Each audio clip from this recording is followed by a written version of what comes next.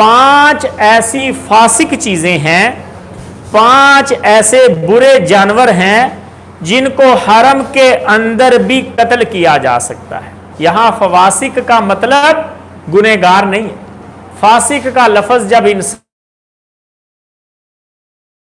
کہ گنہگار آدمی، لیکن یہاں مطلب ہے کہ 5 ایسے موذی جانور جو انسان کو تکلیف پہنچانے والے، ان کو حرم کے اندر بھی قتل کر دیا جائے گا۔ ویسے حاجی کے لیے پابندی بڑی سخت ہے کہ حاجی بندہ، احرام والا بندہ، وہ کسی چیز کو مار نہیں کر سکتا، یہاں تک کہ شکار بھی نہیں کر سکتا، لیکن 5 موذی چیزوں کے بارے میں احرام والے بندے کو بھی اجازت ملی ہے کہ وہ احرام والا بندہ بھی ان 5 چیزوں کو مار سکتا ہے۔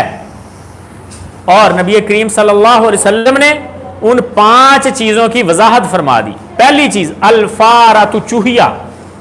چوہیا اگر چوہا مذکر ہو یا مؤنث، وہ آپ کے کمرے میں ہے، ہوٹل میں آپ ٹھہرے ہیں، آپ کے سامان کو نقصان پہنچا رہا ہے، آپ کو تنگ کر رہا ہے، یا حرم کے اندر داخل ہو گیا ہے، تو حرم کے اندر چوہے کو مارا جا سکتا ہے، پہلا۔ اور دوسرا والعقرب، بچھو، بچھو کو حرم کے اندر مارا جا سکتا ہے۔ اگر بچھو آ گیا تو آپ نے اس لیے نہیں اس کو چھوڑ دینا کہ میں حالت حرام میں ہوں، اللہ کے بندوں کو کسی کو نقصان پہنچا دے گا۔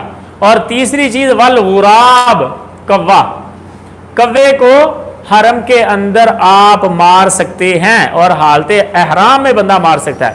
والحدیہ، اور نبی علیہ الصلوۃ والسلام نے فرمایا چوتھی چیز چیل، چیل کو بھی مار سکتے ہیں، کوے کو بھی مار سکتے ہیں اور چیل کو بھی مار سکتے ہیں۔ والکلب العقور، اور کاٹنے والا کتا، باولا کتا، ہلکا کتا جس کو کہتے ہیں۔